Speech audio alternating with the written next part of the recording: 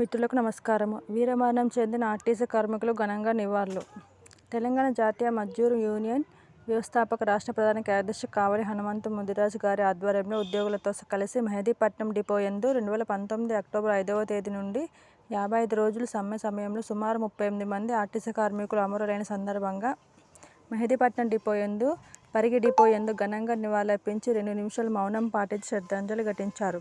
ఈ సందర్భంగా హనుమంతు ముదిరాజు మాట్లాడుతూ టీఎస్ఆర్టీసీని ప్రభుత్వంలో విలీనం చేయాలని, ప్లే స్కేల్ చేయాలని, రావాల్సిన బకాయిలు ఇవ్వాలని, పొదుపు చేసుకున్న డబ్బులు చెల్లించాలని, రిటైర్మెంట్ అయిన వారికి అన్ని బెనిఫిట్స్ వెంటనే ఇవ్వాలని కోరుతూ 2019 అక్టోబర్ 5వ తేదీ నుండి 55 రోజులు సమ్మె చేసిన సమయంలో సుమారు 38 మంది ఆర్టీసీ కార్మికులు అమరులైనారు. వారి ఆశయ సాధన ఏదైతే ఉందో ఆ యొక్క సాధనకు ప్రతి ఒక్కరు పోరాటం చేయడానికి ముందుకు రావాలని, అప్పుడే వారి ఆత్మకు శాంతి జరుగుతుందని, వారి ఆశయాలు సాధిస్తేనే వారికి నిజమైన నివాళులు అర్పించినట్టు అని అన్నారు. అందువలన గౌరవనీయులు పూజ్యులు ముఖ్యమంత్రి రేవంత్ రెడ్డి గారు టీజీఎస్ఆర్టీసీని ప్రభుత్వం విలీనం చేయు అపార్ట్మెంట్ రేటును ప్రకటించాలని, యూనియన్లను అనుమతించాలని, సమస్యలను పరిష్కరించాలని కోరారు. ప్రస్తుతం ఎండీ సజ్జనార్ గారు వచ్చినప్పటి నుంచి ఆర్టీసీ ఉద్యోగులను మరమనుషుల మాదిరిగా వాడుకుంటున్నారు.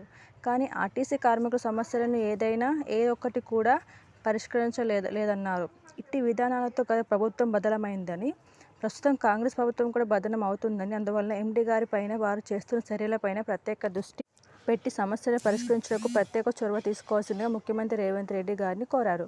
Hyderabad city regional secretary bullet Pandu మాట్లాడుతూ డిపోలో అధికారుల వేధింపులు చాలా అయ్యాయని, ఎంత కష్టపడి పనిచేసినా గుర్తించడం లేదని, అధికారులు ఇటు పద్ధతిని మానుకోవాలని అన్నారు. అదేవిధంగా మెహదీపట్నం డిపోలో పనిచేస్తున్న సిఐ నమ్రత వేధింపులు తారస్థాయికి చేరాయని, ఒక్కరోజు కూడా లీవ్ ఇవ్వకుండా బస్ ఫెయిల్ అయిన గంటల తరబడి ట్రాఫిక్ జామ్ అయిన పూర్తి చేయిస్తూ వేధింపులు గురి చేయడం, ఆమె దగ్గరికి వస్తే చెప్పులు విడిచి రావాలని బెదిరించడం, దుర్భాషలాడుతూ బెదిరించడం, ఎంత పని చేసినా గుర్తించకపోవడం సరైన విధానం కాదని సిఐ అటువంటి పద్ధతిని మార్చుకోవాలని హెచ్చరించారు. గతంలో మేము పనిచేసిన బండ్లగూడ డిపో యందు మరియు బర్కత్పుర డిపో యందు కార్మికులను వేధించేదని అన్నారు. అహంకారం మానుకోవాలన్నారు.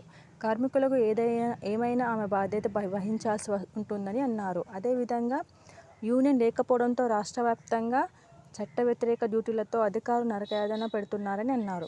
ఈ కార్యక్రమంలో Hyderabad city regional secretary bullet Pandu, Venkataramulu, Krishna, Jayaprasad, Shamsuddin, Suresh నాయకులు Umar, GN Rao, Srinivas, Totaram, Nazir, Suresh, Srinivas, Praveen, Vinod Singh, Srikanth, Mallesh, Anil, Naveen, Ramesh, Baburao, Vijay, Hanumanthu, DN Rao, Narayana, Laxman, Narasimhulu, Jangaiah, K Hanumanthu, Veeraiah, depot నాయకులు, ఉద్యోగులు తదితరులు పాల్గొన్నారు. K Hanumanthu Mudiraj, TJMU union వ్యవస్థాపక రాష్ట్ర ప్రధాన కార్యదర్శి. ఏదైతే రాష్ట్ర వ్యాప్తంగా 2019లో సమ్మె చేసిన సందర్భంగా 55 రోజులు సమ్మె చేయడం జరిగినది. ఆ రోజు మరి ప్రభుత్వంలో ఆర్టీసీ వాళ్ళను విలీనం చేయాలని, అదేవిధంగా పే స్కేల్ చేయాలని, రావాల్సిన బకాయిలు ఇవ్వాలని, అదేవిధంగా మేము పొదుపు చేసుకున్న డబ్బులు ఇవ్వాలని, రిటైర్మెంట్ అయిన వారికి అన్ని బెనిఫిట్లు ఇవ్వాలనేటువంటి డిమాండ్లతోటి ఆ రోజు సమ్మె చేస్తే, అప్పుడున్నటువంటి కేసీఆర్ నియంత్ర పాలనలో ఈ యొక్క సమస్యను పరిష్కరించకపోగా మరి అందరినీ కూడా డిస్మిస్ చేస్తా అని బెదిరించడం జరిగినది. ఆ సందర్భంలో మరి ఎక్కడ కూడా వెనుకంజ వేయకుండా సుమారు 38 మంది ఆర్టీసీ ఉద్యోగులు వీరమరణం పొందడం జరిగినది. వారి యొక్క త్యాగము, వారి యొక్క ఏదైతే వాళ్ళు అనుకున్నారో వాళ్ళ ఆశయం ఏదైతుందో టీఎస్ఆర్టీసీని ప్రభుత్వంలో విలీనం చేయాలి, అదేవిధంగా మా యొక్క పే స్కేల్ జరగాలి, మా యొక్క సమస్యలు పరిష్కరించాలని ఏదైతే కోరిందో ఆ ఆశయాల సాధన గురించి ఈరోజు రాష్ట్ర వ్యాప్తంగా మరి ఆ రోజు 5వ తారీఖు నాడు ప్రారంభమైంది. ఇప్పుడు 6 సంవత్సరాలు అవుతూ ఉన్నది ఈ రోజుతోటి. అందువల్ల ఈ యొక్క 6 సంవత్సరాలు పూర్తి చేసుకున్న సందర్భంగా ఆ రోజు చనిపోయిన కార్మికులకు అందరూ కూడా శ్రద్ధాంజలి ఘటిస్తూ ఈ సందర్భంగా రాష్ట్ర వ్యాప్తంగా అన్ని డిపోలో ఈ కార్యక్రమం కొనసాగుతూ ఉన్నది. ఈ సందర్భంగా గతంలో ఏదైతే ముఖ్యమంత్రి ఉన్నారో ఈ సమస్యలు పరిష్కరించలేదు.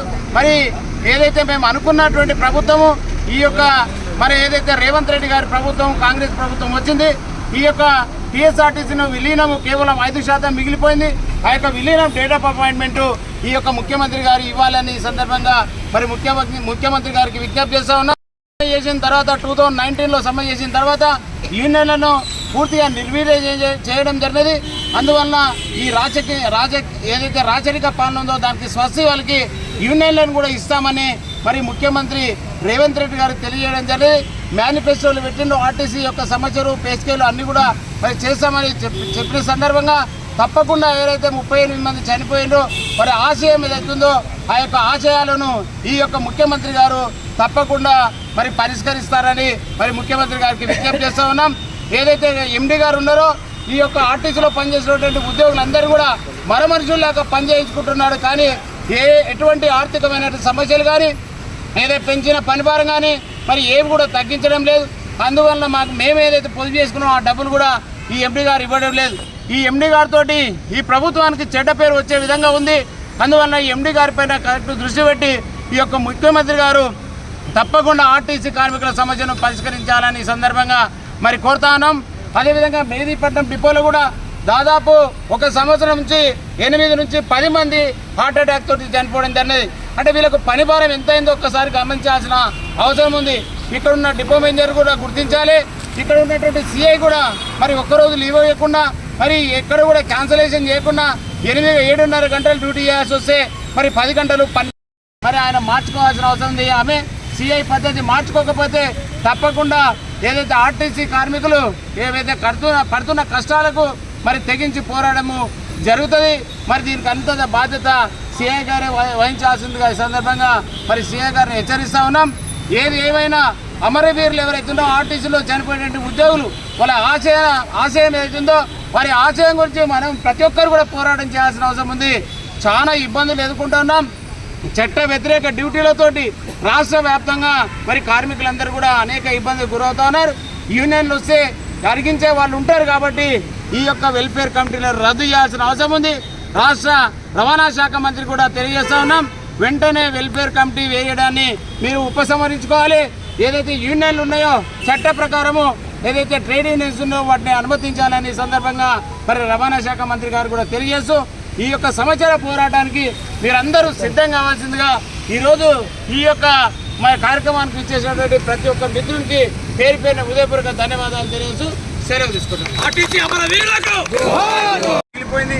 తప్పకుండా ముఖ్యమంత్రి రేవంత్ రెడ్డి గారు మరి ఆర్టీసీ ప్రభుత్వంలో విలీనం డేట్ ఆఫ్ అపాయింట్మెంట్ ప్రకటించాలని, అదేవిధంగా 2021 వేతన సవరణ కూడా చేయాలని, ఏదైతే ఆ రోజు సమ్మె తర్వాత ఇక కేసీఆర్ మరి ఏదైతే రాచరిక పాలన కొనసాగిస్తూ యూనియన్లను కూడా రద్దు చేయడం జరిగింది. మరి ఆ యూనియన్లను కూడా వెంటనే మరి ఈ యొక్క ముఖ్యమంత్రి గారు మరి ఇవ్వాలని, అదేవిధంగా రాష్ట్ర రవాణా శాఖ మంత్రి గారు కూడా ఆర్టీసీ ఉద్యోగులు చేస్తున్నటువంటి కష్టాన్ని గుర్తించాలని ఈ సందర్భంగా మరి రవాణా శాఖ మంత్రి గారికి కూడా విజ్ఞప్తి చేస్తూ ఉన్నాం. ఏదైతే ఎండీ గారు ఉన్నారో ఎండీ గారు గతంలో వచ్చినప్పటి నుంచి కూడా ఎప్పుడు కూడా మనకు మరి ఏ సమస్య కూడా పరిష్కరించలేదు. మన యొక్క ఆర్థికమైనటువంటి అంశాలను కూడా ఎక్కడ కూడా పరిష్కరించలేదు. గతంలో కేసీఆర్ ఉన్నప్పుడు కూడా కేసీఆర్ను తప్పుదోవ పట్టించాడు. ఇప్పుడున్నటువంటి ముఖ్యమంత్రిని కూడా తప్పుదోవ పట్టిస్తూ ఉన్నాడు. మా యొక్క సమస్యలు పరిష్కరించకుండా మనుషులు లేక ఈ యొక్క ఎండీ సజ్జనార్ పనిచేయించుకుంటున్నారు. కానీ మా యొక్క సమస్యలు ఎక్కడ కూడా పరిష్కరించలేదు. అందువలన ఇప్పుడున్నటువంటి ఎండీ గారు మాటలు వింటే ఈ యొక్క ప్రభుత్వం కూడా బదలామయ్యేటువంటి అవకాశం ఉంది. కావున ఎండీ గారిని మరి ఆయన మీద చేస్తున్నటువంటి చర్యలపైన దృష్టి పెట్టి ఆర్టీసీ ఉద్యోగులు చేస్తున్న కష్టాన్ని గుర్తించి మా యొక్క సమస్యలను మేము పొందు చేసుకున్న డబ్బులన్నింటినీ కూడా ఈ యొక్క ముఖ్యమంత్రి గారు రిలీజ్ చేసే విధంగా టీఎస్ఆర్టీసీని ప్రభుత్వంలో విలీనం చేసే డేట్ ఆఫ్ అపాయింట్మెంట్ మరి ప్రకటించాలని ముఖ్యమంత్రి గారికి సవినయంగా విజ్ఞప్తి చేస్తూ వీరందరూ కూడా మరణించినటువంటి వారికి ప్రగాఢ సానుభూతి తెలియజేస్తూ ఉన్నాం.